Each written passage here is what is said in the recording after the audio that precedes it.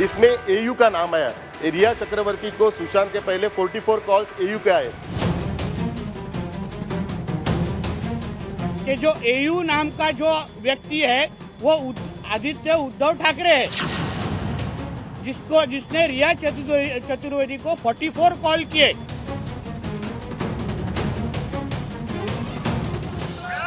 या संदर्भातली जी मागणी आहे निश्चितपणे जे काही पुरावे ज्यांच्याजवळ असतील त्यांनी द्यावे।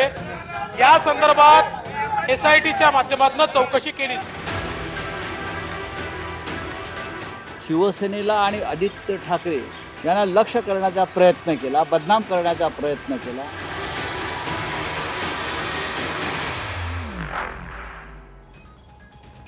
तो 44 कॉल की हिस्ट्री, सुशांत की मौत की मिस्ट्री। नमस्कार, मैं हूं आपके साथ में मानसा मलिक। महाराष्ट्र के पूर्व सीएम उद्धव ठाकरे और उनके बेटे आदित्य ठाकरे बुरे फंसने वाले हैं, क्योंकि महाराष्ट्र विधानसभा में आज डिप्टी सीएम देवेंद्र फडणवीस ने ऐलान कर दिया कि सुशांत सिंह राजपूत की मैनेजर दिशा सालियान की मौत के मामले की जांच अब SIT करेगी। इससे पहले लोकसभा में शिवसेना शिंदे गुट के नेता राहुल शावले ने सुशांत सिंह राजपूत की मौत के मामले में सवाल पूछा और कहा कि बिहार सरकार ने जिस एयू शब्द का इस्तेमाल किया है वो काफी महत्वपूर्ण है। बिहार पुलिस ने एयू का मतलब आदित्य और उद्धव बताया था। ऐसे में उद्धव और आदित्य की मुश्किलें काफी बढ़ने वाली हैं। राहुल शावले ने उन 44 कॉल्स पर भी सवाल उठाए जो रिया चक्रवर्ती को किए गए थे। SIT की जांच, उद्धव आदित्य तक आंच, 44 कॉल की हिस्ट्री, सुशांत की मौत मिस्ट्री, ड्रग्स, मर्डर और अकूत कमाई, जांच करेगी SI, ED, CBI। SIT करेगी अब सवाल, एयू पर विधानसभा में बवाल।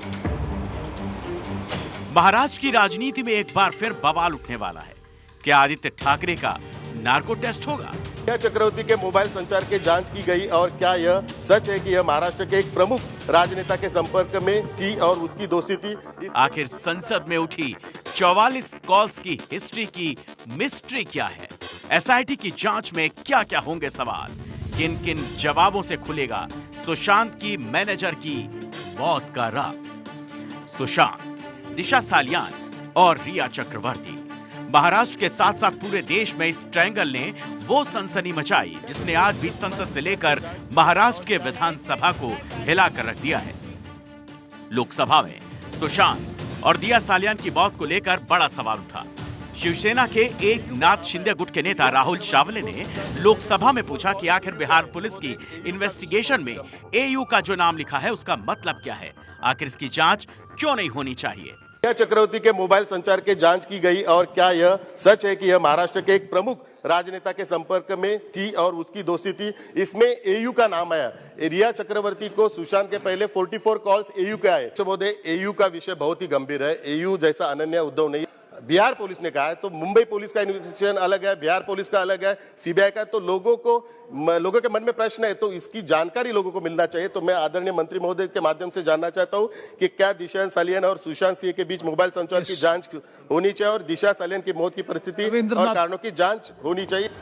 लोकसभा का नया सवाल सुबह होते होते महाराष्ट्र की राजनीति में हंगामा बनकर उदित हुआ। भाजपा के नेता नीतीश राणे ने न केवल जांच की बात कही बल्कि आदित्य ठाकरे के नार्को टेस्ट तक की मांग उठा दी। दिशा सालियान और सुशांत सिंह केस के बारे में कल राहुल शेवाले जी ने, जो खासदार है, उन्होंने सांसद है, उन्होंने लोकसभा में मांग की कि जो एयू नाम का जो व्यक्ति है वो आदित्य उद्धव ठाकरे है, जिसने रिया चतुर्वेदी को 44 कॉल किए। जैसे श्रद्धा वालकर के मर्डर के बाद आफ्ताब का नार्को टेस्ट करने के बाद सच्चाई बाहर आई, वैसे ही दिशा सालियान और सुशांत सिंह राजपूत के केस के बारे में आदित्य ठाकरे की नार्को टेस्ट होनी चाहिए, जिससे सच बाहर आएगा और दूध का दूध पानी का पानी हो जाए। नीतीश राणे की मांग को लेकर सुबह सुबह ही महाराष्ट्र विधानसभा में भी बीजेपी विधायकों ने हंगामा और प्रदर्शन किया। महाराष्ट्र विधानसभा में ही दिशा सालियान और सुशांत सिंह राजपूत की मौत का मामला उठाया गया और दिशा सालियान की मौत के मामले में महाराष्ट्र के डिप्टी सीएम देवेंद्र फडणवीस ने एसआईटी जांच के आदेश दे दिए। या संदर्भातली जी मागणी आहे निश्चितपणे जे काही पुरावे ज्यांच्याजवळ असतील त्यांनी द्यावे। या संदर्भात एसआयटीच्या माध्यमातून चौकशी केली जाईल। त्यामध्ये दिशा सालियन केस ही कधीच सीबीआय कडे गेलेली नाही। सुशांत सिंग राजपूत केस ही सीबीआय कडे गेलेली आहे। सीबीआयला ज्यावेळेस विचारलं दिशा सालियनच्या संदर्भात त्यावेळेस त्यांनी सांगितलं आमच्याकडे केस नाही, आम्ही त्याचं इन्व्हेस्टिगेशन करत नाहीये, आम्ही केलेलं नाहीये। त्यामुळे त्या संदर्भातला सीबीआयचा कुठलाही क्लोजर रिपोर्ट नाहीये। सीबीआयच्याकडे सुशांत सिंग राजपूत ही केस आहे, त्या संदर्भात त्यांनी काही फॉरेन्सिकचे रिपोर्ट दाखवलेले आहेत किंवा सांगितलेले आहेत। आणि मी आपल्या मार्फत या सभागृहाला किंवा विरोधी पक्षात बसलेल्या लोकांनाही आश्वस्त करू इच्छितो की कुठलाही राजकीय अभिनिवेश न ठेवता या संदर्भात जे काही पुरावे आता मांडले जात आहेत त्या पुराव्यांच्या आधारावर कुठलाही राजकीय अभिनिवेश किंवा कोणाला टार्गेट करण्याचा विषय याच्यात होणार नाही। अतिशय निष्पक्षपणे नवीन पुरावे जर काही आले असतील तर त्या संदर्भातली चौकशी होईल। दिशा सालियान सुशांत सिंह राजपूत की मैनेजर थी। दिशा सालियान की मौत के मामले में यह बताया गया कि दिशा सालियान का मर्डर नहीं किया गया था, बल्कि नशे की हालत में पैर फिसलने की वजह से छत से गिरकर उसकी मौत हुई थी। कुछ दिन पहले सीबीआई ने इसे आकस्मिक मौत का मामला बताया था। दिशा सालियान की मौत की जांच का मामला एसआईटी के पास किया गया। शिवसेना का उद्धव गुट हमलावर हो गया। अभी केवल एसआईटी जांच के आदेश हुए हैं, जांच खत्म नहीं हुई है। लेकिन संजय राउत कह रहे हैं कि ये आदेश उद्धव ठाकरे और आदित्य ठाकरे को बदनाम करने की एक साजिश के तहत किया गया है। राहुल शेवाळे यांना हे बोलण्याचा अधिकार आहे का सर? राहुल शेवाळे कालपर्यंत शिवसेनेतच होते, हे सगळे लोक।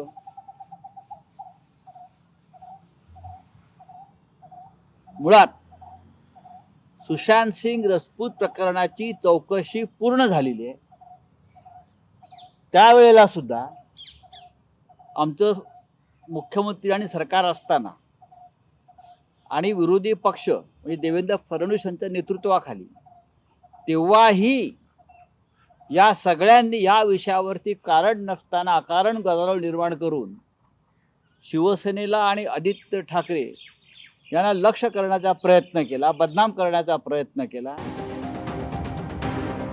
सवाल तो अब यही उठ रहा है कि आखिर इस प्रकरण की सच्चाई क्या है। ये सामने आना क्या गलत बात है? अगर जो भी अपराधी हैं, दोषी हैं, उनके नाम सामने आ जाए तो क्या कोई गुनाह वाली बात हो जाएगी? फिर आखिर उद्धव ठाकरे की शिवसेना सच्चाई को सामने लाने में रोड़ा क्यों अटका रही है, क्यों विरोध कर रही है, क्यों हंगामा बरप रहा है? ये तो तय है कि विपक्ष में रहते हुए भी बीजेपी ने इस केस की निष्पक्ष जांच की मांग की थी और अब अगर ये हो रहा है तो इसमें कोई बुराई नहीं है। लेकिन ये जरूर है आने वाले वक्त में महाविकास आघाड़ी के पूर्व सीएम और उनके बेटे आदित्य ठाकरे की मुश्किलें जरूर बढ़ने वाली हैं।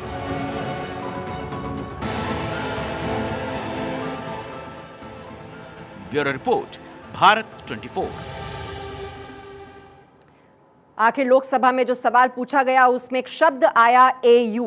इस शब्द का मतलब क्या है, इसकी जांच पर ही राहुल शावले ने यह सवाल पूछा। 8/9/2020 जून की रात दिशा सालियान की मौत हुई। बिहार पुलिस ने अपनी रिपोर्ट में एयू शब्द लिखा है। बिहार पुलिस ने एयू का संबंध आदित्य ठाकरे से बताया है। इस मामले में आदित्य ठाकरे चुप रहे। आदित्य ठाकरे की काफी आलोचना भी हुई थी।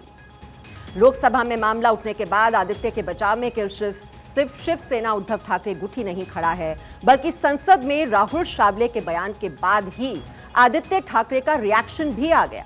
आदित्य ने क्या कहा है वो आपको सुनना चाहिए। मैं सिर्फ इतना कहूंगा कि मैं आपसे ज्यादा प्यार करता हूं। ये जो अपने घर और पार्टी के नहीं हुए तो ऐसे व्यक्तियों से हम क्या ही उम्मीद कर सकते हैं। वे ये सब बातें कहकर सीएम एकनाथ शिंदे के भूमि घोटाले से जनता का ध्यान भटकाना चाहते हैं।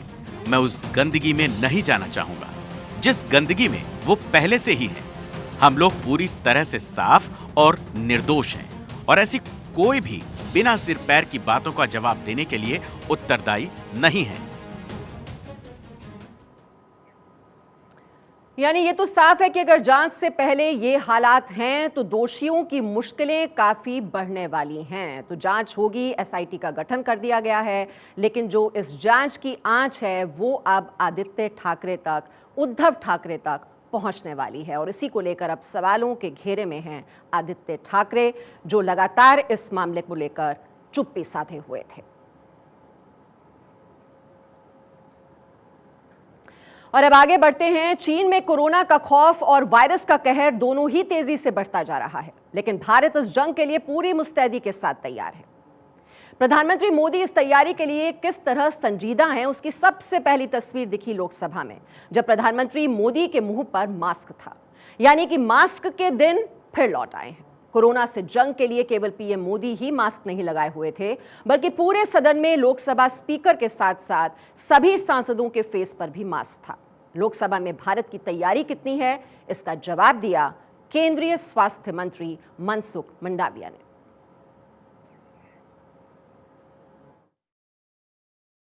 पिछले 3 वर्षों में वायरस की निरंतर बदलती प्रकृति ने वैश्विक स्वास्थ्य के लिए एक खतरा पैदा कर दिया है, जिसने लगभग हर देश को प्रभावित किया है।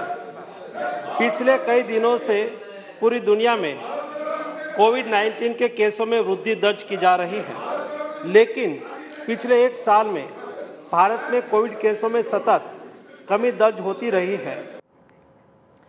तो चीन से लेकर अमेरिका, जापान में कोरोना का हाहाकार मचा हुआ है, लेकिन भारत पूरी तरह से इस नई जंग के लिए तैयार है।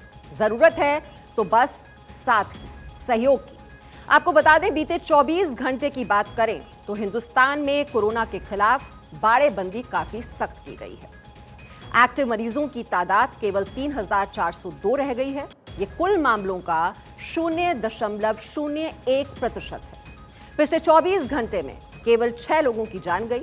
देश में रिकवरी रेट आपको बता दें काफी अच्छा है, 98.80% का रहा, जबकि मृत्यु दर केवल 1.19% रह गई है। इसकी सबसे बड़ी वजह यह है कि भारत में तेजी से कोरोना वैक्सीन से लोगों का टीकाकरण किया गया है। भारत में अभी 8 से ज्यादा वैक्सीन का इस्तेमाल हो रहा है।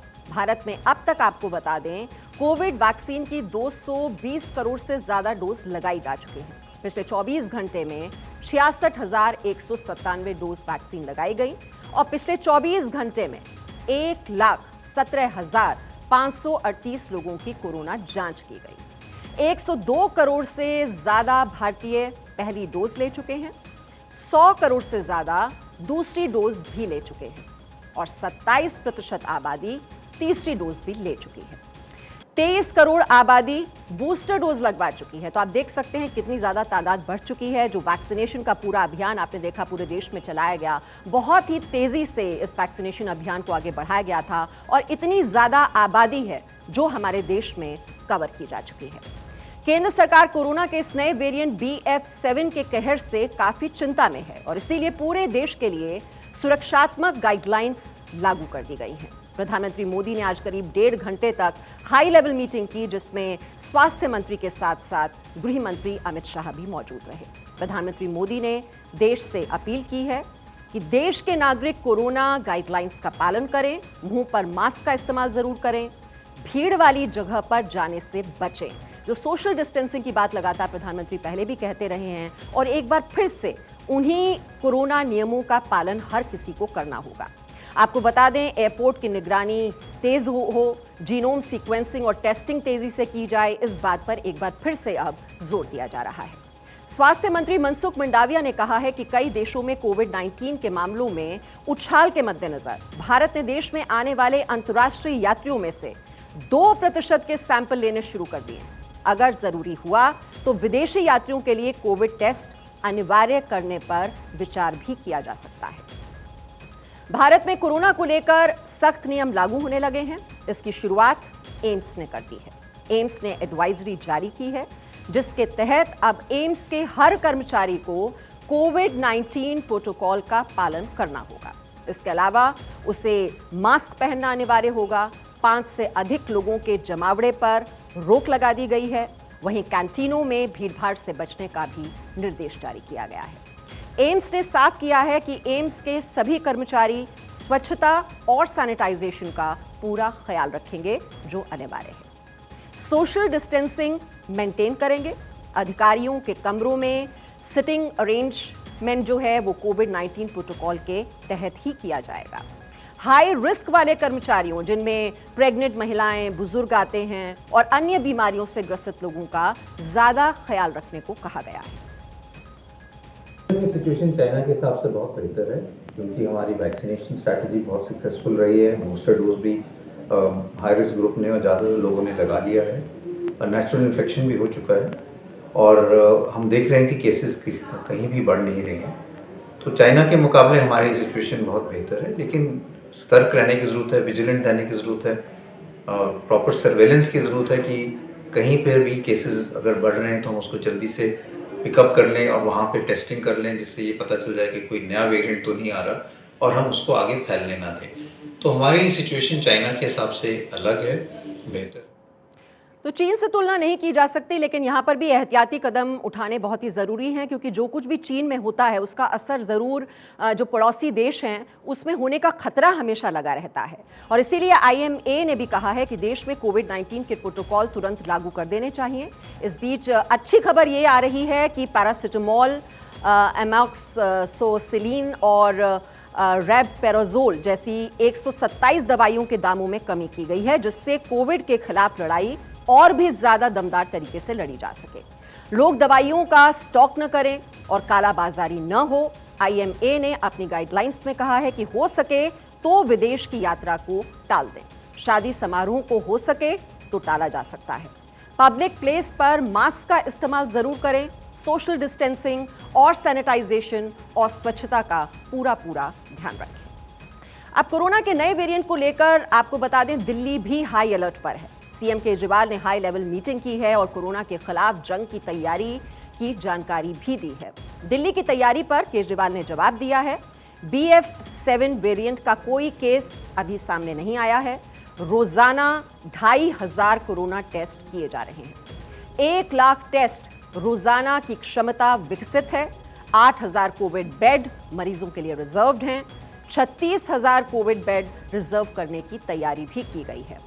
928 मीट्रिक टन ऑक्सीजन स्टोर किया जा चुका है। ऑक्सीजन के 6000 सिलेंडर तैयार हैं। ऑक्सीजन के 15 टैंकर रिजर्व में हैं। 380 एम्बुलेंस भी तैयार खड़ी हुई है।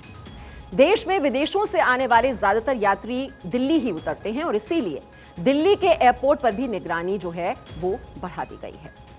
और भारत में भी इस सब वेरिएंट के केस मिल जाने के बाद अब सरकार अलर्ट पर आ गई है। उत्तर प्रदेश सरकार भी इसे लेकर बैठकें कर रही है। और इस बीच आपको बता दें, भारत के सबसे बड़े टूरिस्ट अट्रैक्शन ताजमहल को भी कोविड अलर्ट पर रख दिया गया है। ताजमहल को देखने रोज ही बड़ी संख्या में टूरिस्ट पहुंचते हैं और ऐसे में जानकारी ये है कि अब ताज परिसर में पर्यटकों को एंट्री कोविड टेस्टिंग के आधार पर ही दी जा रही है। न्यूज एजेंसी ANI के मुताबिक आगरा के जिला स्वास्थ्य सूचना अधिकारी ने बताया है कि आगरा में ताजमहल को अलर्ट पर रखा गया है। आधिकारिक सूत्रों के मुताबिक यहां पर घरेलू और विदेशी पर्यटकों की संख्या को देखते हुए ये अनिवार्य किया जा रहा है कि वो ताज आने से पहले कोविड टेस्टिंग कराएं। पहले से टेस्टिंग नहीं हुई होगी तो उन्हें एंट्री नहीं दी जाएगी। गुजरात में भी विदेश के साथ साथ दूसरे राज्यों से आने वाले यात्रियों की जांच को अनिवार्य कर दिया गया है। और कोरोना के खिलाफ आपको बता दें, उत्तर प्रदेश में योगी आदित्यनाथ सरकार भी कोरोना को लेकर अलर्ट मोड में आ गई है। उत्तर प्रदेश के मुख्यमंत्री योगी आदित्यनाथ समेत डेप्यूटी CM ब्रजेश पाठक सहित अन्य मंत्री भी कोरोना की समीक्षा बैठक में शामिल रहे। योगी ने अधिकारियों को कोरोना के नियंत्रण और निगरानी बढ़ाए जाने के साथ ही कोविड वैक्सीनेशन में तेजी लाने के निर्देश दिए हैं। यूपी में पॉजिटिविटी रेट जो है वो 0.01% है। कुल जो एक्टिव केसेस हैं वो 62 हैं। 24 घंटे में 27,208 टेस्ट किए गए हैं। 33 मरीज ठीक होकर वापस घर गए हैं। और यूपी के CM योगी आदित्यनाथ ने कहा है कि कोविड प्रोटोकॉल की गाइडलाइन का पालन कड़ाई से करना होगा। सार्वजनिक स्थानों पर मास्क लगाना अनिवार्य कर दिया गया है। 39.06 करोड़ वैक्सीनेशन डोज के साथ उत्तर प्रदेश सर्वाधिक टीका लगाने वाला राज्य है। प्रदेश में 4.48 करोड़ प्रिकॉशन डोज भी लगाए जा चुके हैं। योगी आदित्यनाथ ने सभी जिलों से सीएमओ को 24 घंटे तैयार रहने के निर्देश भी दिए। साथ ही 5 देशों में तेजी से बढ़ रही कोरोना मरीजों की संख्या को देखते हुए उत्तर प्रदेश में भी सतर्कता काफी बढ़ा दी गई है। उप मुख्यमंत्री ब्रजेश पाठक ने चीन, जापान, अमेरिका, कोरिया और ब्राजील से आने वाले लोगों की एयरपोर्ट पर कोरोना जांच कराने के निर्देश दिए हैं। ऐसे लोगों की 14 दिनों तक स्वास्थ्य विभाग की टीम द्वारा निगरानी की जाए। ऐसे लोगों को होम आइसोलेशन में रहने की सलाह दी जाए। एयरपोर्ट के साथ साथ रेलवे स्टेशन और बस स्टेशन पर भी कोरोना जांच के इंतजाम किए जाने के निर्देश दिए गए। यानी जो भी भीड़ भाड़ वाले इलाके हैं, जहां पर ज्यादा लोग जुटते हैं, तो वहां पर तमाम तरह के इंतजाम किए जाएं। जो एहतियाती कदम हैं वो जरूर उठाए जाएं। इस बात पर बहुत ज्यादा जोर दिया जा रहा है। उत्तर प्रदेश की राजधानी लखनऊ में भी अब जीनोम सीक्वेंसिंग की सुविधा उपलब्ध है। KGMU में जीनोम सीक्वेंसिंग की सुविधा, सीएमओ ने बताया है कि KGMU सहित अन्य वैज्ञानिक संस्थानों में जीनोम सीक्वेंसिंग की सुविधा मौजूद है। वर्तमान में आपको बता दें, राजधानी में हर दिन करीब 600 लोगों की जांच हो रही है। हालांकि अस्पतालों में RT-PCR जांच का दायरा बढ़ाने के निर्देश दिए गए हैं। ऑपरेशन से पहले कोरोना के लक्षण दिखने पर पहले से ही जांच अनिवार्य की गई है। सीएमओ ने कहा है कि जितने भी मरीज पॉजिटिव मिलेंगे उनकी जीनोम सीक्वेंसिंग कराई जाएगी। अभी उत्तर प्रदेश राज्य में सभी मुख्य चिकित्सा अधिकारियों को, जिलाधिकारियों को इस बात के निर्देश दिए हैं कि भीड़ भाड़ वाले इलाकों में या जहां पर रेलवे स्टेशन, हवाई अड्डे, बस स्टेशन जहां पे यात्री बाहर से आते हैं, ऐसे सभी संदिग्ध मरीजों की जांच करें, उनकी जीनोम से भी कराएं और अस्पतालों में बेड आरक्षित करें। हमारे जो ऑक्सीजन प्लांट्स हैं उनको चालू रखें और जो हमारे वेंटिलेटर्स हैं उनको चालू रखें। हर स्थिति से निपटने के लिए तैयार रहें। फिर भी तो नए वेरिएंट BF7 की देश में दस्तक देने के बाद केंद्र और राज्य सरकारें अलर्ट मोड में आ गई हैं। एयरपोर्ट पर निगरानी बढ़ा दी गई है। इंटरनेशनल यात्रियों की एयरपोर्ट पर RT-PCR जांच की जा रही है। स्वास्थ्य मंत्रालय अंतर्राष्ट्रीय उड़ानों से आने वाले लोगों के लिए फिर से एयर सुविधा फॉर्म भरना अनिवार्य करने पर विचार कर रहा है। ये लागू होने पर सिर्फ वही लोग विदेश से भारत आ सकते हैं जिन्होंने कोरोना का टीका लगवाया हुआ है और जो यात्रा की तारीख से 72 घंटे पहले तक की कोरोना नेगेटिव रिपोर्ट जमा करेंगे। कोविड-19 को देखते हुए राज्यों ने क्या क्या अलर्ट जारी किया है, आइए वो जानकारी भी आपको दे देते हैं। तो उत्तर प्रदेश की बात करें तो पॉजिटिव केस की जीनोम सीक्वेंसिंग, भीड़ भाड़ वाली जगहों पर मास्क अब जरूरी कर दिया गया है। उत्तराखंड में बूस्टर डोज लगवाने पर काफी जोर दिया जा रहा है। वहीं बात की जाए बिहार की तो आपको बता दें, बाजार, बस स्टैंड, मॉल में रैंडम टेस्टिंग की जा रही है। वहीं कर्नाटक में पॉजिटिव केस की जीनोम सीक्वेंसिंग पर काफी जोर दिया जा रहा है। काफी ज्यादा बढ़ाई जाएगी कोरोना जांच। तो आप देख रहे हैं कि हर एक राज्य में, अलग अलग राज्यों में लगातार मीटिंग्स भी बुलाई जा रही हैं और ये दिशा निर्देश जारी किए जा रहे हैं ताकि जो संक्रमण है वो, अगर कोई 2-4 केस अभी दिखाई दे रहे हैं देश में, तो कहीं ये संक्रमण तेजी से पैर ना पसार दे, इस बात पर जोर दिया जा रहा है। और इसी वजह से प्रिकॉशनरी मेजर्स लिए जा रहे हैं, एहतियाती कदम उठाए जा रहे हैं हर राज्य में। तो हर राज्य का आपको हाल भी हमने बताया और क्या दिशा निर्देश अलग अलग राज्यों में जारी किए जा रहे हैं वो भी हमने आपको जानकारी दी। अब आपको ओमिक्रॉन के सब वेरिएंट BF.7 के बारे में बताते हैं कि आखिर ये सब वेरिएंट कितना ज्यादा खतरनाक है। अलग अलग जितने वेरिएंट्स आए हैं अभी जो हमने देश में देखे हैं, अब ये जो वेरिएंट है वो किस तरह से अलग है। तो आप समझिए BF.7 वेरिएंट का जो संक्रमण दर है वो काफी ज्यादा बताया जा रहा है।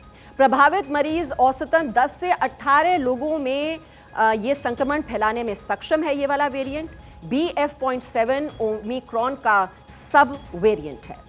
BF.7 वेरिएंट के लक्षण के बारे में भी आपको बता दें तो क्या सिम्टम्स होते हैं। तो सिम्टम्स जो हैं, एक तो अगर आपको बुखार है, खांसी है, लगातार ये खांसी हुए जा रही है, गले में खराश होना, नाक बहना, काफ़ी थकान महसूस करना, उल्टी और दस्त होना, तो अगर ये लक्षण हैं, ये सिम्टम्स हैं, तो ये एक इंडिकेशन हो सकता है कि ये जो नया वेरिएंट है BF.7 आप उससे पीड़ित हो। तो ऐसे में बहुत ही सावधानी बरतने की जरूरत है। हालांकि वायरल फीवर भी इन दिनों काफी हो रहा है, लेकिन ये सिम्टम्स हैं अगर BF.7 वेरिएंट जो कि ओमिक्रॉन का सब वेरिएंट है।